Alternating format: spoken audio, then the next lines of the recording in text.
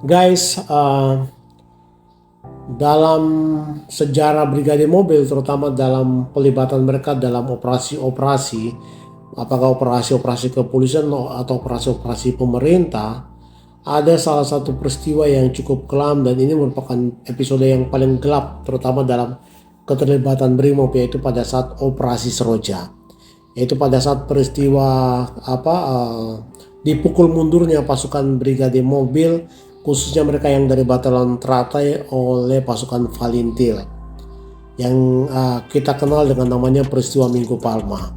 Guys, karena ini adalah merupakan sejarah, maka harus kita ceritakan ya sebagai bentuk pengetahuan dan juga edukasi kepada generasi muda Polri, lebih khususnya kepada generasi Brigade Mobil ya. Nah guys, kisah ini saya akan cerita atau bawakan dalam 3 episode. Kita masuk episode yang pertama. Guys, peristiwa kekalahan ini merupakan sebuah pukulan yang cukup memalukan bagi Polri dan lebih khususnya kepada Brimob saat itu. Apalagi peristiwa ini tuh dikaitkan dengan Resimen Pelopor. Itu salah satu pasukan andalan Brigade Mobil pada periode tahun 50-an sampai dengan tahun 60-an. Nah faktanya pada saat peristiwa terjadinya Minggu Palma tanggal 11 April 1976 ini, Resimen Pelopor itu sudah dibubarkan tahun 1972 karena memang kesatuan ini memang sudah dilikuidasi oleh pemerintah Orde Baru saat itu. Nah sayangnya guys, Batalion Teratai yang ditugaskan ke timur-timur ini saat itu, dia itu menggunakan atribut dari Resimen Pelopor dalam penugasannya. Bahkan tuh mereka menggunakan senjata yang cukup modern mutakhir saat itu, yaitu AR-15 dan semua lambang dan kualifikasi yang dipunyai oleh Resimen Pelopor saat itu. Nah guys, dan sekarang timbul pertanyaan, mengapa peristiwa ini bisa terjadi? Bagaimana bisa sebuah pasukan reguler dengan persenjataan lengkap yang dia terorganisir itu bisa dipukul mundur dan berantakan oleh pasukan gerilyawan dari Valintil ini. Nah, untuk menjawab pertanyaan itu maka perlu kita jelaskan dulu bagaimana kronologi pembentukan Batalion Teratai itu dan penugasannya dalam operasi Seroja itu sebagai apa dia.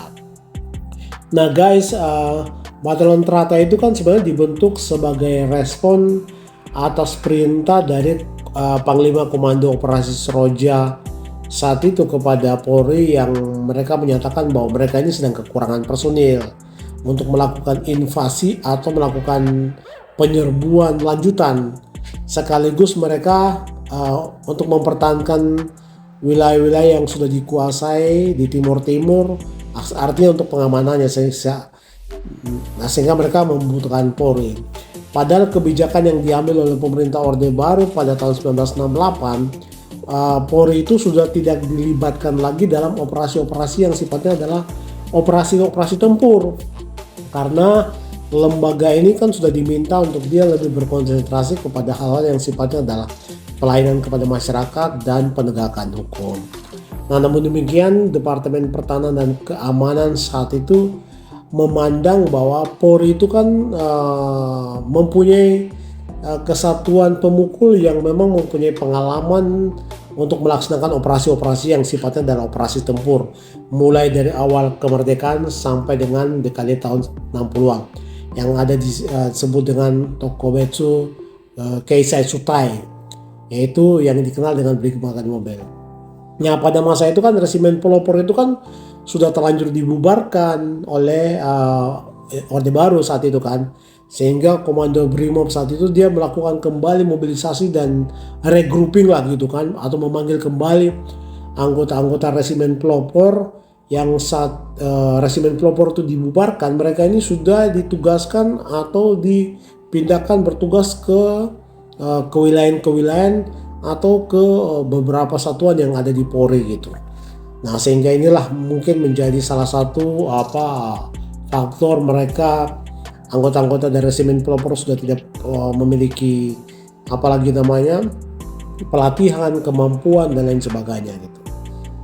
Itu guys, ini di cerita di episode pertama. Nanti kita akan next di episode yang berikutnya lagi bagaimana pembentukan Batalion Teratai itu. Salam hormat.